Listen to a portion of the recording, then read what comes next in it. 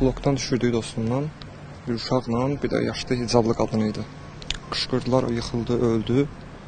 Oxşum, nə harda? Buranı göstərdilər. Həmən ona yaxınlaşdıq, gördük orada çox gecədə. Oxşum, plastinə falan gətirdik, üstünü zadını örtdük, sonra polisə məlumat verdik.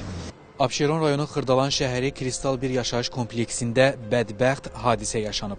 Yaşayış kompleksinin 25-ci binasının 12-ci mərtəbəsinin ümumi eyvanından yeniyetmə yaşlarında olan İlqar Quliyev ehtiyatsızlıqdan yıxılaraq həyatını itirib. Məlumata görə yeniyetmə bu binada yaşamayıb, bura hazırlığa gəlmiş. Onun yaşayış ünvanı Qobu qəsəbəsi olub. Hazırlığa gəlib, müəllim evdə olmayıb, o da mənzildən olmayıb deyilənə görə də blokdan olub.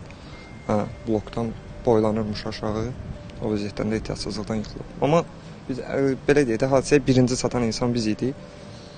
Hazırlıqdan gələn uşaq məktəb formasında idi, amma sumkası falan yox idi üstündə.